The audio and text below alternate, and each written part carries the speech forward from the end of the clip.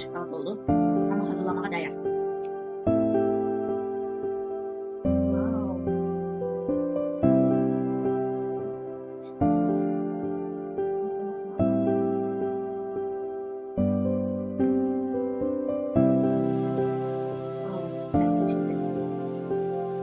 Şokoladçı olan zamanlarda ben onun kalbini almıştım, çözüm hazırlayan ekler. Onun özünden yemişim, tadı hoşuma gelmişti ve hazırlamayı düşünürdüm. Hazırladım ve indi gerçekten ısıtı. Wow. Ben de anti fıstık ezmesi olmadığına göre anti fıstık ezmesinden düzelttim.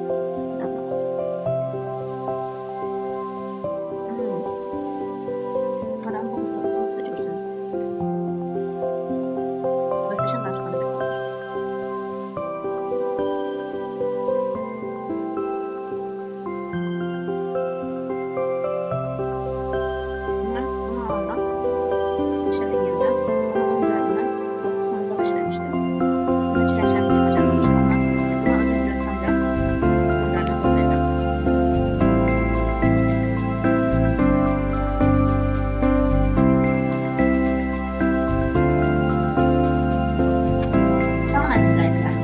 Sevdiğim ve gitmek istediğim ölçüler videosunda demiştim ki en çok gitmek istediğim ölçülerden biri de Amerika'dır. Ve benim çok sevdiğim Amerika Birleşmiş Ştatları'nın uzun olan şirin olan pançeçi özüm hazırlamak kararı aldım.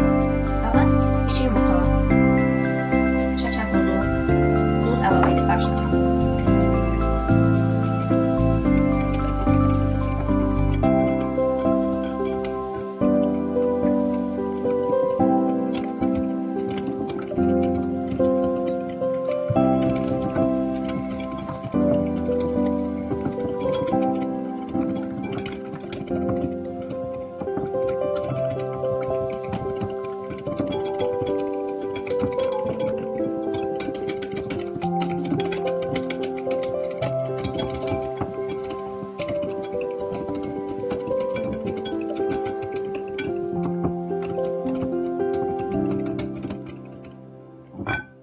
Bir stəkan süd əlavə edirəm.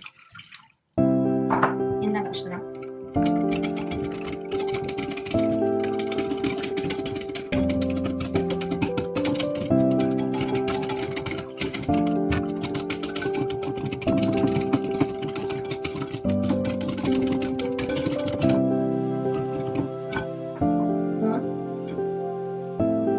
Kabartma tozu və vanil əlavə edirəm.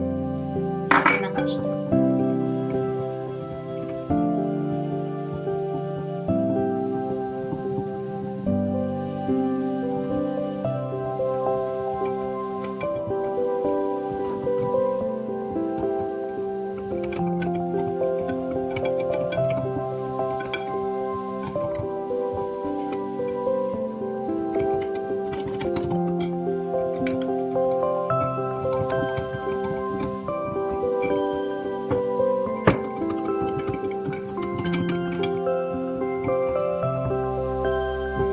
Sonra duru yapmak ediyorum.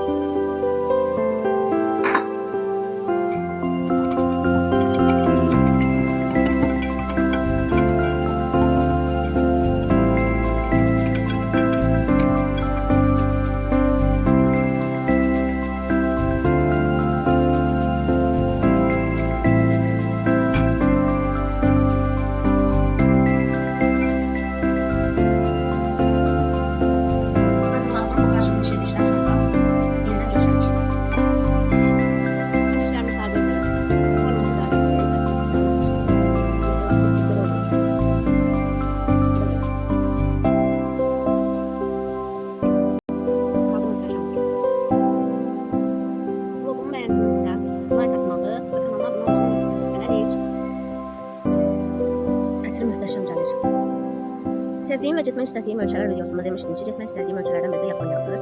Ve Yaponya'ya uygun, Yaponya'nın en meşhur şirniyyatı olan mochini özüm hazırlamışam ve bugün bu videoda onun tadına bakacağım. Yaponya'nın mənzərəsi, təbiəti mənim xoşuma gəlir və mochinin ilk videosunu görəndə xoşuma gəlmişdi. Mən də dedim ki, onu özüm evdə hazırlayacağım. Ətri möhtəşəm gəlir. Və düşündüm ki, çayın yanında o əla gedir.